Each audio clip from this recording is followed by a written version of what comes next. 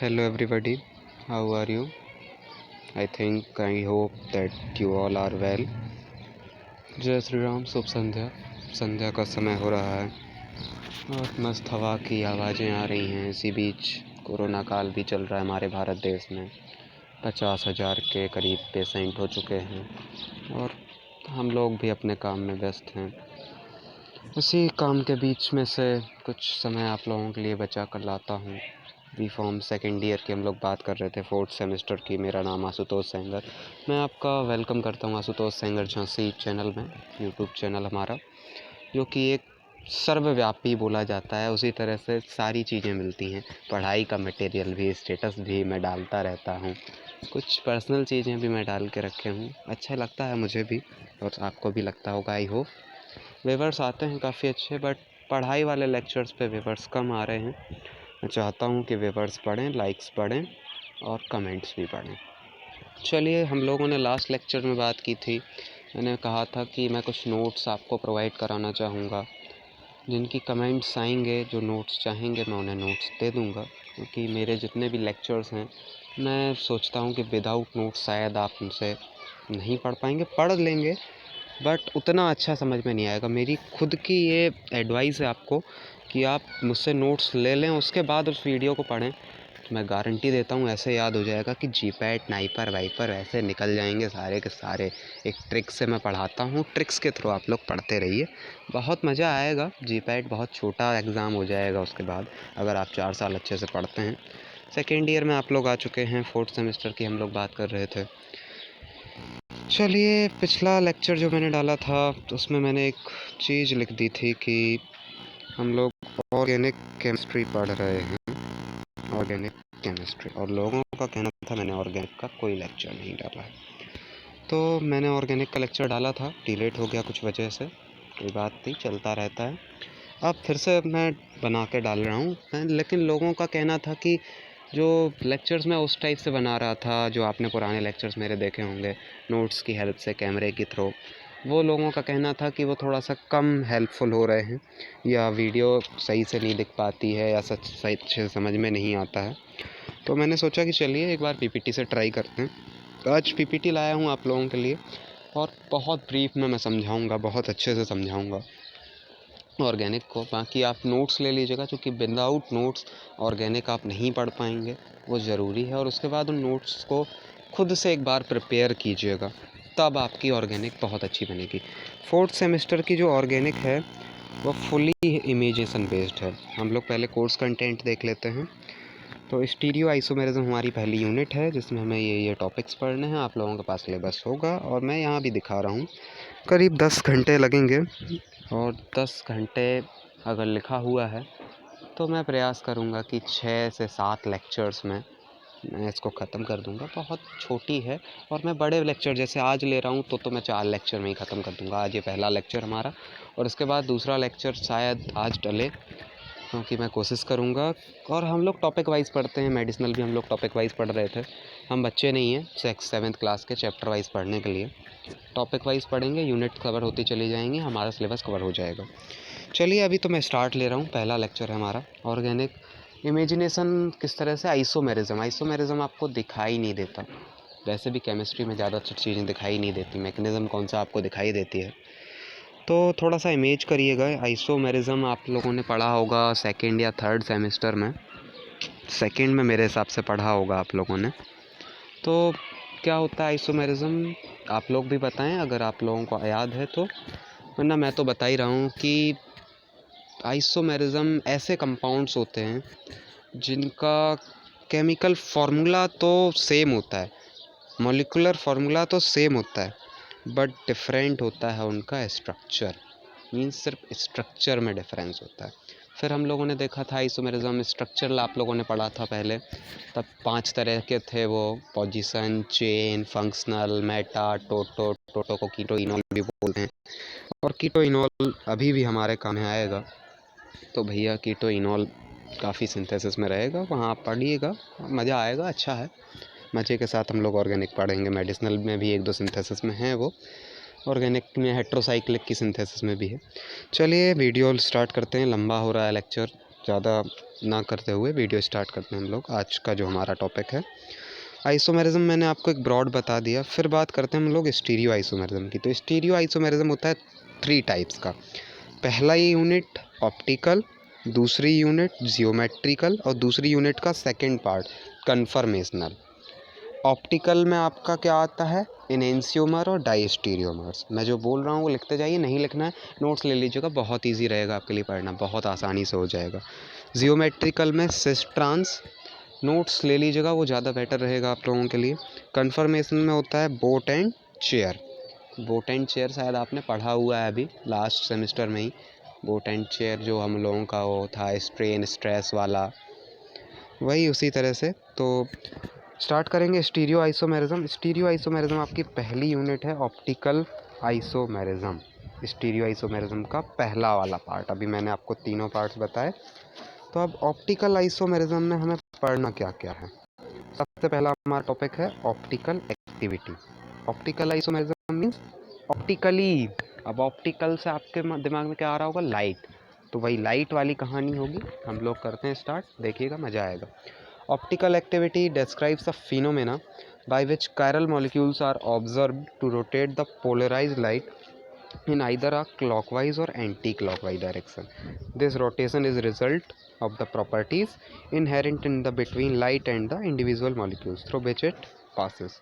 भैया कहानी शुरू कर दी मैंने, कुछ नहीं बताया, मज़ा नहीं आ रहा होगा आप लोगों को। चलिए मैं मज़ा दिलाता हूँ थोड़ा सा।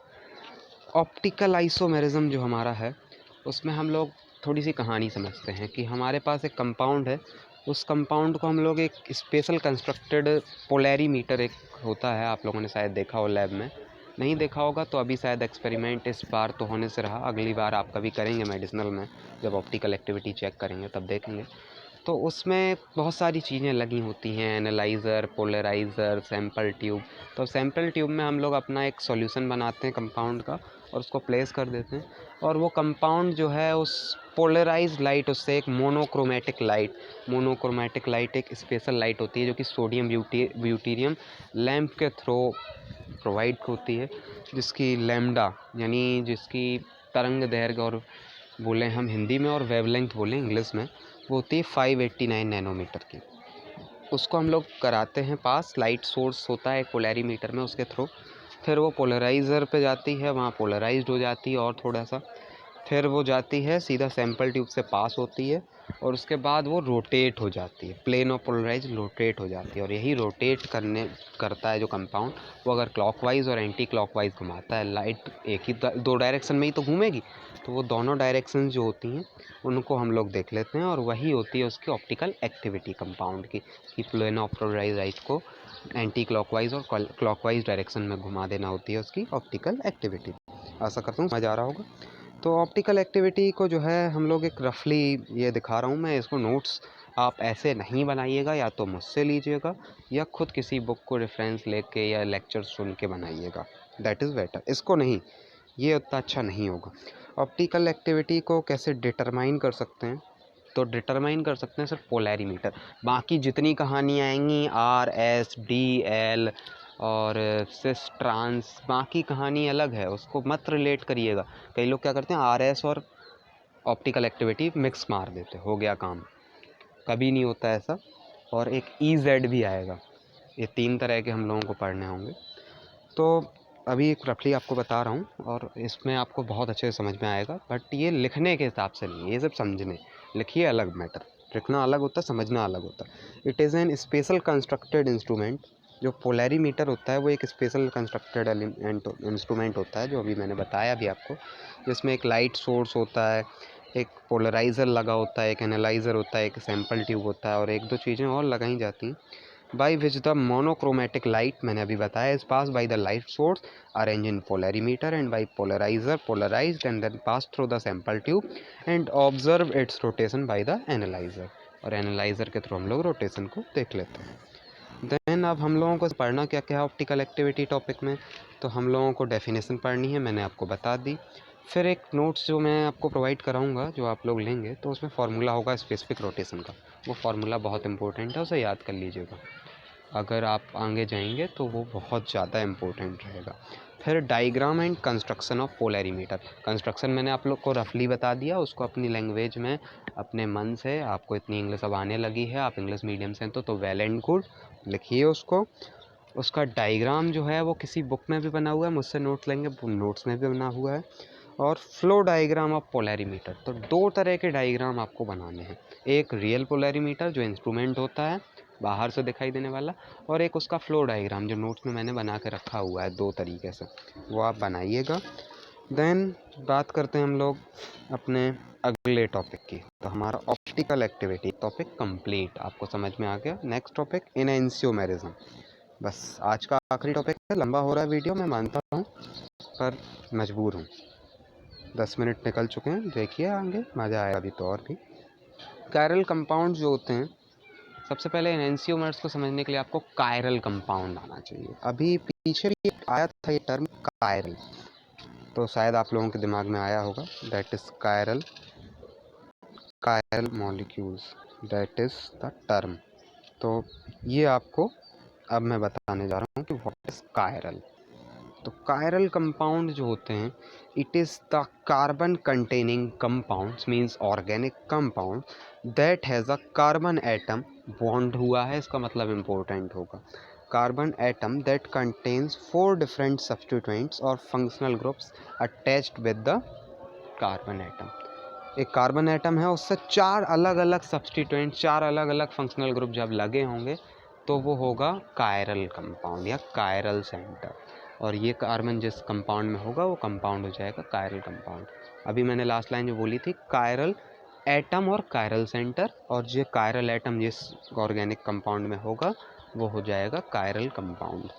आगे बात करते हैं एनेंशियोमेरिज्म की। एनेंशियोमेरिज्म एक ऐसा फिनोमेना होता है जिसमें हम लोग एनेंशियोमर्स के बारे में पढ़ते हैं। व्हाट इज़ एनेंशियोमर्स मैं आगे बताऊंगा। अभी पहले एनेंशियोमर्स को समझने से पहले एक चीज़ और है हमारी ऑर्गेनिक में, टेट्राहेड्रल कार्बन।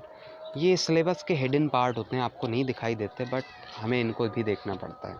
टेट्राहेड्रल कार्बन की अगर बात करें तो it consist 3 forms, planar arrangement, pyramidal arrangement और टेट्राहेड्रल अरेंजमेंट। अब जो कायरल कंपाउंड होता है उसे टेट्राहेड्रल कंपाउंड भी बोलते हैं।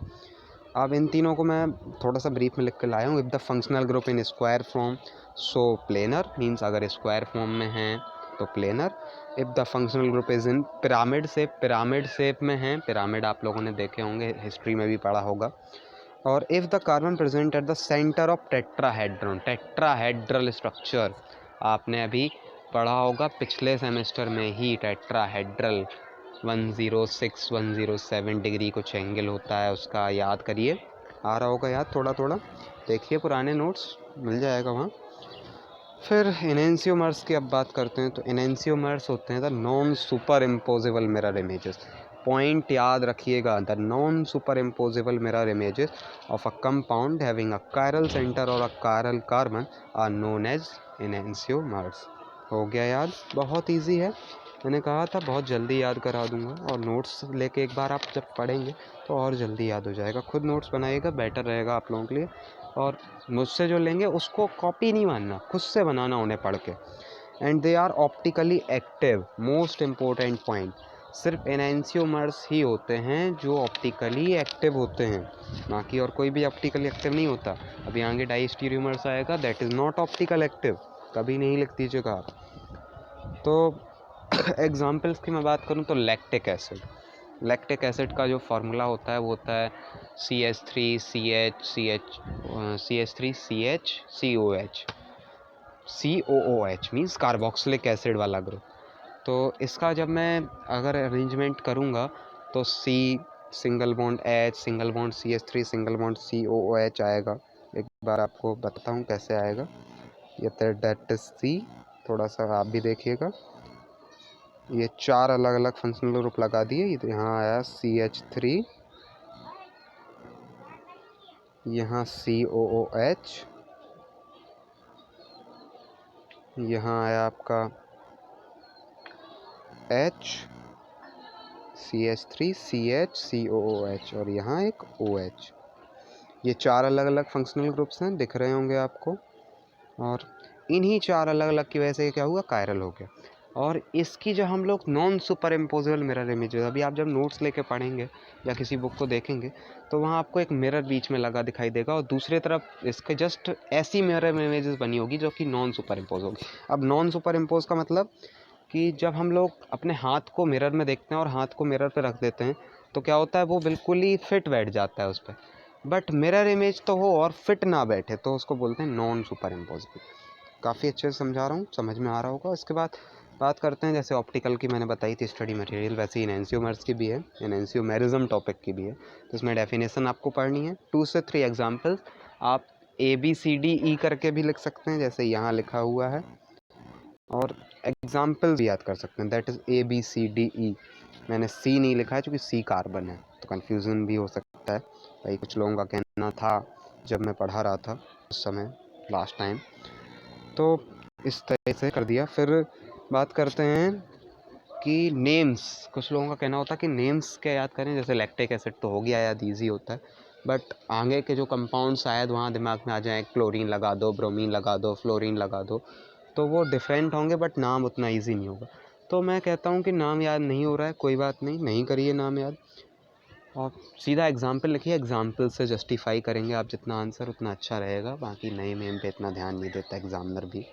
फिर प्रॉपर्टीज़ ऑफ एनेंशियोमर्स, तो प्रॉपर्टीज़ मैंने अभी नहीं बताई, चलिए आगे देखते हैं प्रॉपर्टीज़। तो प्रॉपर्टीज़ जो होती हैं एनेंशियोमर्स की वो दोनों की लगभग सेम होती हैं, मीन्स दे हैव पहले तो केमिकल स्ट्रक्चर्स दोनों के सेम होते हैं, बस अरेंजमेंट्स इधर उधर हो जाता।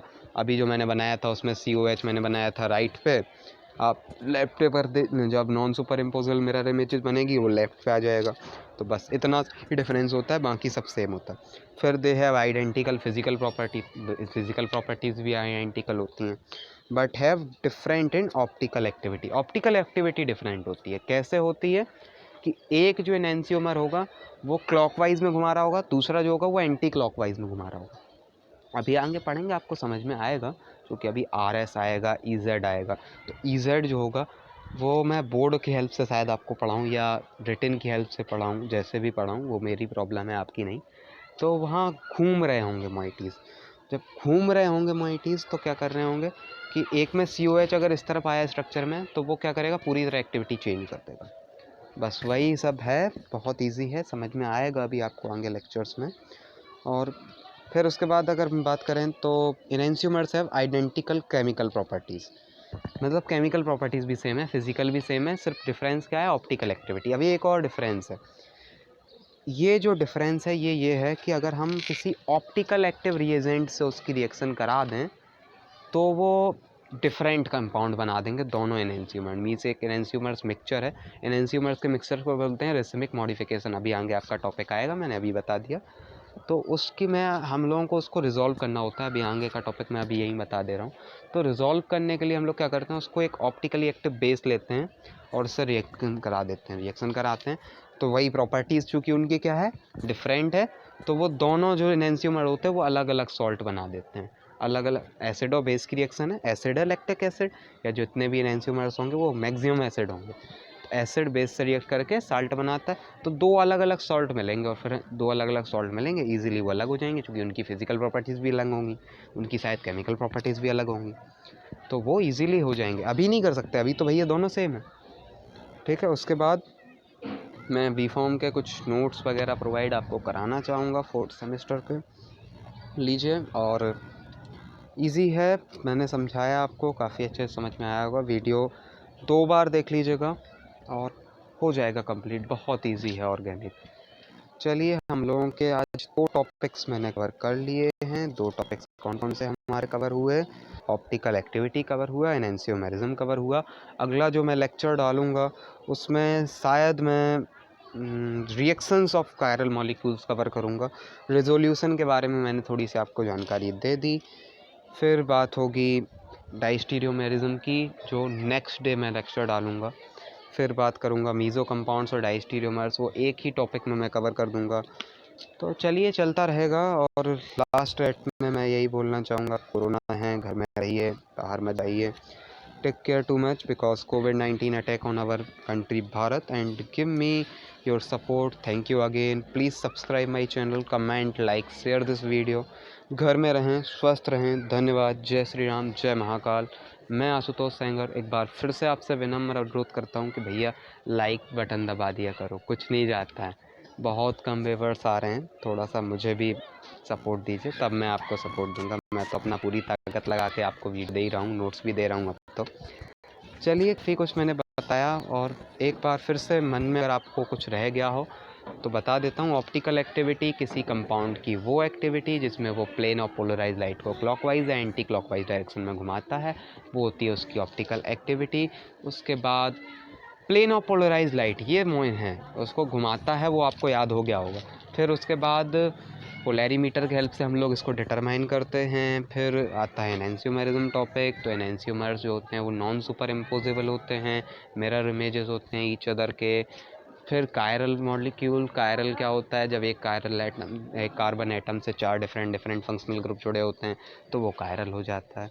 सिंपली बहुत आसानी से मैंने बता दिया आपको और इजीली समझ में आया होगा। धन्यवाद। जय श्री राम।